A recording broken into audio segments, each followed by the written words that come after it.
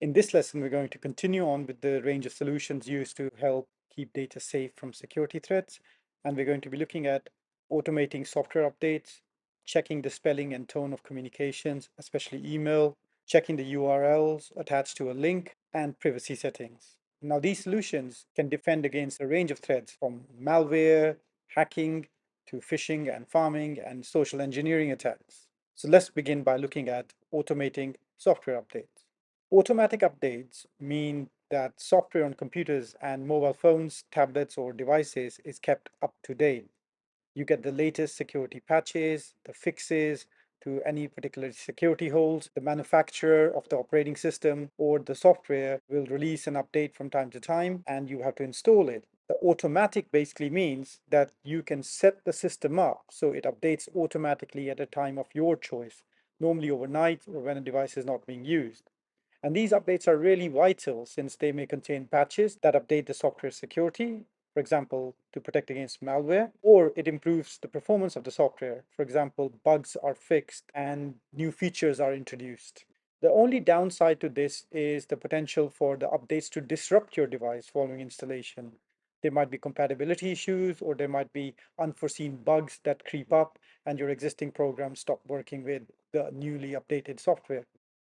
Another way to keep yourself safe is to check URL and spellings in emails. When emails are sent to you, there are normally three actions you can take to protect yourself against any possible threats related to phishing or pharming. Check out the spellings in the email and in the links themselves. Genuine organizations will not send emails which contain spelling or major grammatical errors. For example, Amazon.com with an extra Z, that probably means that something is wrong there. Carefully check the tone used in the email message. If someone is rushing you or asking for something, just trying to harm you or threaten you, you know that that's inappropriate. It could be a phishing email or something much worse. Check for personalization. Most organizations won't just send generic emails like Dear Customer. There's always some personal details like an account number or your name being used to address you. Now, on screen, you can see an email which is a fake email. Now, we can see all of those signs from PayPal. You can see that after the ads, it's actually customer notice 55.com. That should ring alarm bells to you. Often when you hover over a link, it will show you where the link takes you. And if you look at that, the address doesn't seem correct in the case of the Netflix email address. Other bit to look out for to the technique called typo squatting, where names close to the genuine website names are used to fool people. Example, www.google.com instead of google.com. So make sure that you check your emails and any links that are sent to you before you click. Often people have a false sense of security and they click believing that their links will take them to the right website. And that's how a pharming attack originates.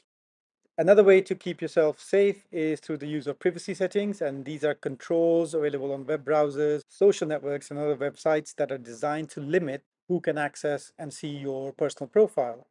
Now, privacy settings can refer to a do not track setting. The intention here is to stop websites from collecting and using browsing data, which leads to improved security overall because they can't track you.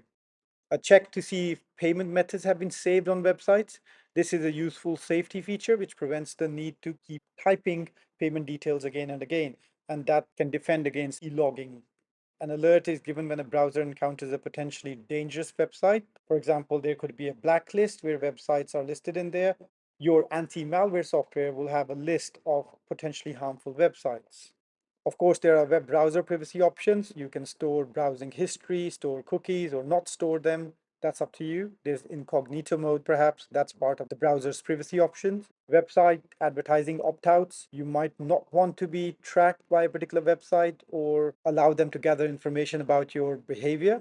And sometimes they want to do that via cookies for advertising purposes. Normally, you see a disclaimer popping up at the bottom of a website when you first connect to it.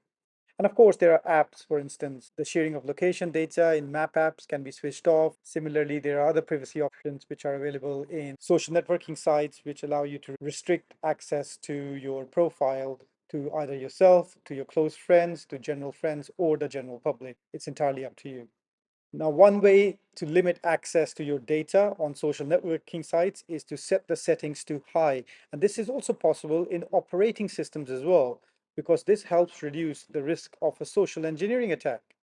And this means that only people you are connected to can see your data. Now, on screen, you will see two places where you can restrict privacy options. One is obviously on Facebook, and the other one is in the operating system itself. So if you don't know how to do that, perhaps you need to look these settings up. Okay, that's about all that I want to talk about here. These are pretty straightforward security solutions. You should be able to answer the following questions after watching the video. How can automatic software updates help with security? What threats does checking the URL and email help with? What is meant by privacy settings, and list 2 common settings perhaps? How can the risk of a social engineering attack be reduced? What kind of security solutions could be useful here? Explain typo squatting and how it could be harmful. If you do have any questions about this lesson, as usual, feel free to write those in the comments and I'll get back to you. That's all for now. I'll see you in the next one.